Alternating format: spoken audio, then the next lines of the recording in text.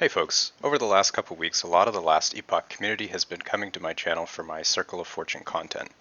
I'm very grateful of this, and one thing I've noticed recently is a lot of very disgruntled comments on the state of Circle of Fortune, specifically relative to Merchant's Guild. So in this video I'm going to talk a little bit about balance, some of the issues that I have with Circle of Fortune, and how I think we could make it better. Please also leave your thoughts in the comment section. Let me know if I missed anything or if you disagree with anything I said. I'll start by giving credit where credit is due. EHG has implemented a brilliant solution to the age-old ARPG problem that a lot of players just don't want to engage in trade, but also don't want to feel extremely penalized for not doing so. It is important to note that the goal of COF is not to be better than trade, it's to be a viable alternative for those who don't want to engage.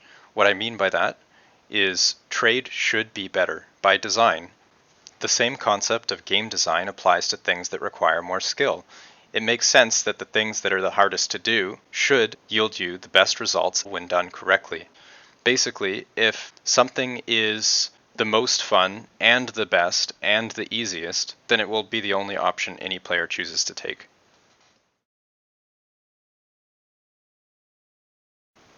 With that disclaimer out of the way, I'm still concerned that the current disparity between COF and Merchants Guild players is too large.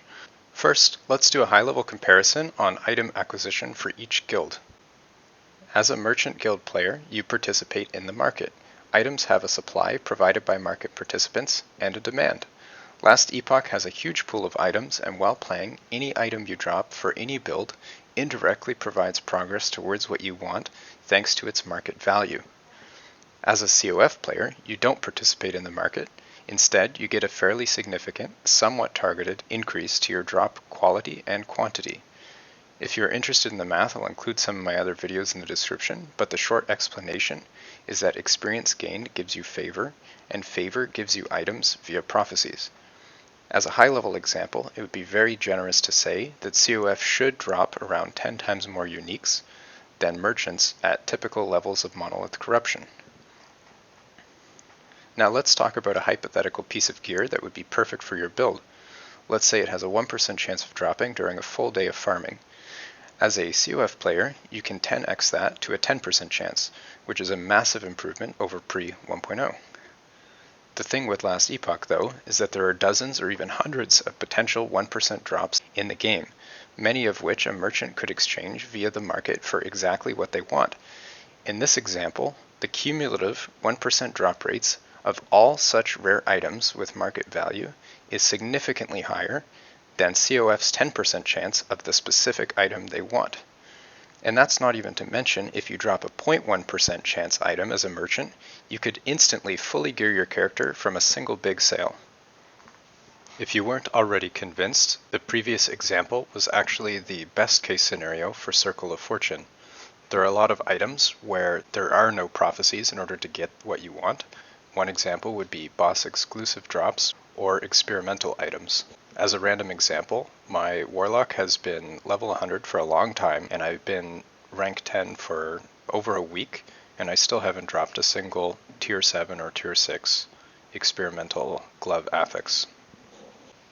From a strictly game balance perspective, ideally, I would say prophecies should ignore the normal drop rules for boss exclusives, as right now, COF players don't get any meaningful drop advantage over merchant players for these types of items.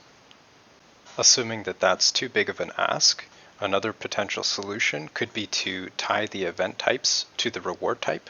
So as an example, killing a rare mage event with the rare item or exalted item reward could allow that mage to drop additional experimental, exalted, or rare items. An easier solution might be to just introduce more prophecies that have specific reward types. However, I would caution against just throwing in more prophecies, as it will dilute the existing prophecy pool, making rerolls more costly and tedious. Another common complaint I see from Circle of Fortune players is their lack of gold relative to merchant players who are able to sell items for a lot of gold. It may sound obvious, but it needs to be said. Buying and selling items does not add new gold to circulation. all that it's doing is changing hands from one player to another. That means that assuming that the rate gold is created is the same, the average gold every merchant player has should be the same as before. The problem is that due to recent exploits and some unintended mechanics that were possible with COF, more gold has been introduced than was previously expected. In order to avoid problems like this in the future, I think it's extremely important that we decouple gold from the market system. Similar to how experience directly correlates into items for COF players, I believe the same should be true for Merchant Guild players.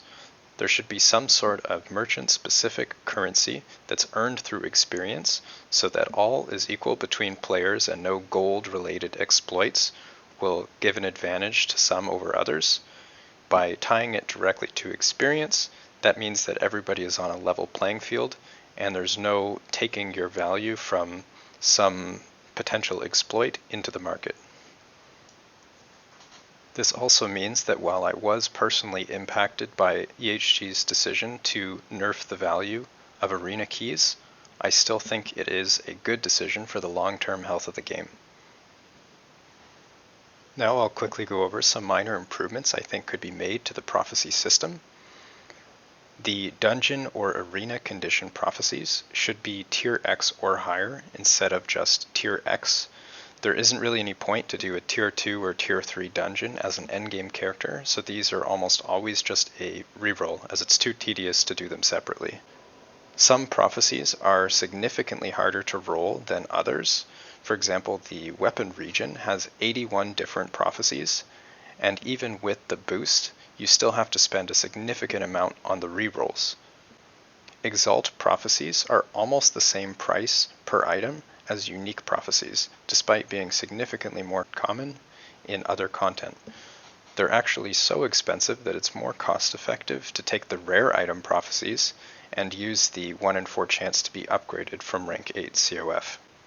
The Stout Ligonian idols cost 3 times as much per favor than the other idols. As for some potential quality of life improvements, item drops still have the ping sound even when filtered out.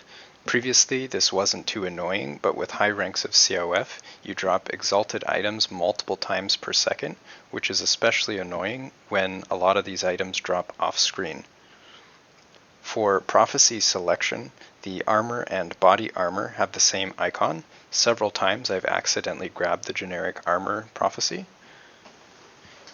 It would be nice to be able to search prophecies in the Y menu, either for reward or condition.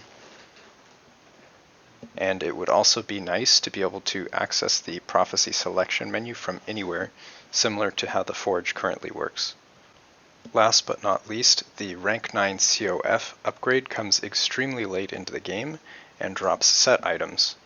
This doesn't really make a whole lot of sense to me with the current state of set items, and by that point you probably already have all the ones you need.